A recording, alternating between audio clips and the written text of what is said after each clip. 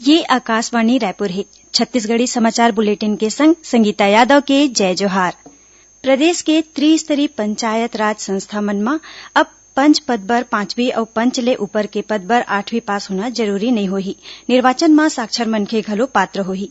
उहे निसक्त मनखे के निर्वाचित नहीं होए के स्थिति म संबंधित पंचायत म निसक्त मनखे ला नामांकित करे जा सकही।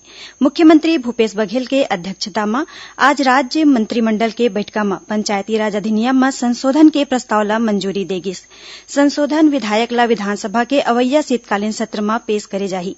त्रिस्तरीय पंचायत म पहली शैक्षणिक योग्यता के संबंध म पंच पद पर 5वीं और पंच ले ऊपर के पद पर 8वीं पास होना जरूरी रहिस। अब त्रिस्तरीय पंचायत म सिर्फ साक्षर होए म ही निर्वाचन बर पात्रता के संबंध म पंचायत राज अधिनियम म संशोधन के फैसला ले गे हे। अइसने पंचायत मन म निर्वाचन के बाद निसक्त मनखे के प्रतिनिधित्व नहीं होए म उहाँ निसक्त मनखे ला नामांकित करे जाही। एकरे संगे संग मंत्रिमंडल के बैठका म प्रदेश म 2 ठिन नवा विश्वविद्यालय के स्थापना करे के फैसला ले गिस। एमा महात्मा गांधी के नाव ऊपर उद्यानिकी और वानिकी विश्वविद्यालय और रायगढ़ में स्वर्गीय नंद कुमार पटेल के नाव में नवा विश्वविद्यालय के स्थापना शामिल है।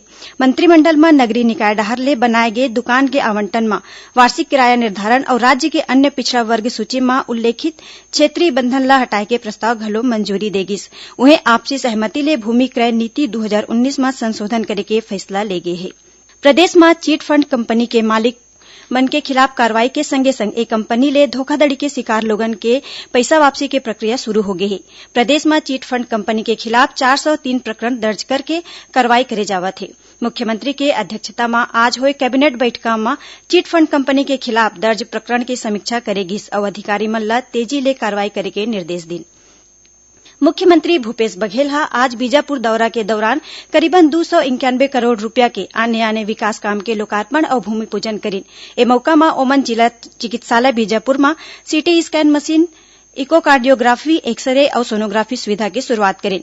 मुख्यमंत्री हा सामुदायिक स्वास्थ्य केन्द्र उसूर और गंगालूर बर 2 ठिन नवा एम्बुलेंस ला घलो हरियर झंडा दिखा के रवाना करीन। कार्यक्रम में मुख्यमंत्री हा आने योजना के तहत हितग्राही मन ला पट्टा और सामान बांटीन। मुख्यमंत्री आज जगदलपुर में राखे गए कार्यक्रम में घलो शामिल होइन और वोमन महारानी अस्पताल के नवा बनाए आपातकालीन आईसीयू और ओपीडी कक्ष के लोकार्पण करीन। सुकमा जिला के बुरकापाल इलाका में आज सुरक्षा बल के संग होए मुठभेड़ में 2 ठिन माओवादी मारे गए। मौका ला 12 बोरा के 2 ठिन बंदूक बरामद करे गए है। उन्हें इही जिला के तिमेलवाड़ा ले पुलिस 3 ठिन माओवादी ला गिरफ्तार करे है। जिला के पुलिस अधीक्षक सलभ सिन्हा हा घटना के पुष्टि करी। राज्य सरकार हा स्वास्थ्य विभाग में दांत रोग बर प्राइवेट अस्पताल ला मंजूरी करे गे है। करीबन 64 करोड़ रुपया के राशि बर प्रमुख सचिव रेणु जी पिल्ले के अगुवाई में 5 सदस्यीय अंतर्विभागीय जांच समिति गठित करे है।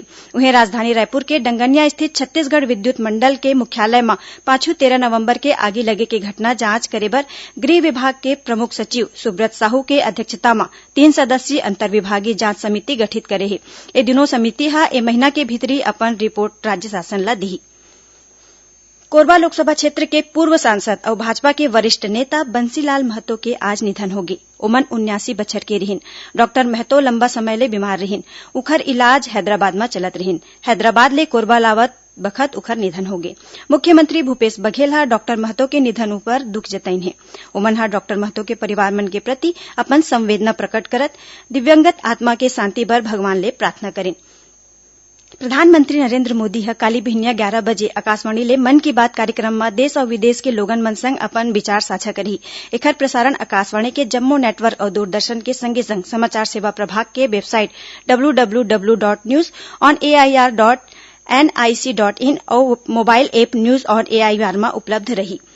सुनैया मल्ला बता दन की आकाशवाणी समाचार डहर ले काली बिहनिया 9:05 में जिले की चिट्ठी कार्यक्रम में सुकमा जिला के कामकाज के बारे में जानकारी दे जाही। जिला प्रदेश के जम्मू आकाशवाणी केंद्र एके संग्रह रिले करही। राजनांदगांव के खैरागढ़ विकासखंड के पासल खैरा गांव के तीर पाछू रथिया टेक्टर के पलटे ले 3 झिन मनखे के मौत हो गए है। ए जम्मो लोगन खपरीकला ले टेक्टर में बैठ के खेत के जोताई बर जात रहिन। इही बेरा पासल खैरा के तीर टेक्टर अंते तंते होके पलट गए, जेमा दब के 3 झिन मनखे के मौकच में मौत हो गए। एकरे संग छत्तीसगढ़ी समाचार बुलेटिन इहे सिरावत है। जय जोहार।